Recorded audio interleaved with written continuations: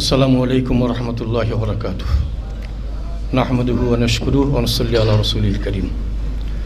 জাতীয় ওলামা মাশায়েখ আইম্মা পরিষদ আয়োজিত আজকের এই জাতীয় সেমিনারের মহতারাম সভাপতি, জাতীয় নেতৃবৃন্দ, মুআজ্জাজ ওলামায়ে কেরাম, সুধী মণ্ডলী, সর্বস্তরের ভাইরা, সময় একেবারেই সংক্ষেপ, দু একটা কথা বলতে হয়।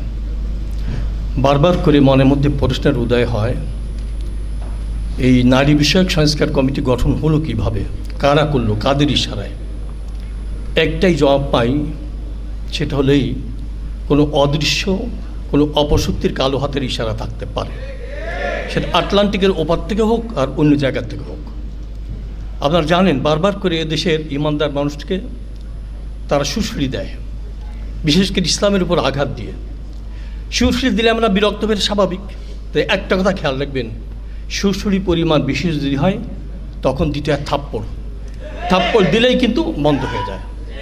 এই জন্যে আমি অন্তর্বর্তীকালীন সরকারকে বলতে চাই, এদেশের তাওহীদি জনতাকে খেপাবেন না। আপনাদের প্রশংসা অনেক হচ্ছে, এমনকি শোনা যায় স্যার আর 5 বছর থেকে যান।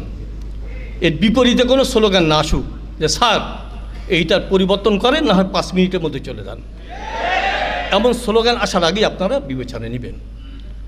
আর এর দ্বারা আমার মনে হয় এর অপশক্তির ইশারা এমন, আমরা যদি কেঁচো খোঁড়া শুরু করি বড় বড় গোখরা সাপের সন্ধান পাওয়া যেতে পারে। আমরা সেদিকে যেতে চাই না। এরা যেটা করতে চায়, সমাজ ব্যবস্থা ধ্বংস করতে চায়। এদের যে অবস্থা, মনে হয় ইসলামের বিরুদ্ধে যুদ্ধ ঘোষণা করেছে, ইসলামের পক্ষে যুদ্ধ করার জন্য অনেক মানুষ এখন প্রস্তুত রয়েছে।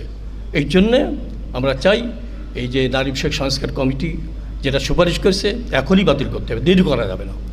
আর সাথে সাথে যে কমিশন, সেটাকে বাতিল করে নতুনভাবে বিবেচনা করে সুন্দর একটা কমিশন উপহার দিবেন। আমরা চাই যারা রাষ্ট্র পরিচালনা করছেন আপনারা প্রশংসা নিয়ে থাকেন, বিদায় নেওয়ার সময় প্রশংসা নিয়ে যান। এমনটা না হয় ধিক্কার দিয়ে আপনাদেরকে এখান থেকে তাড়াতে বাধ্য হয়, এমনটা না হয়। সবাইকে ধন্যবাদ। আসসালামু আলাইকুম।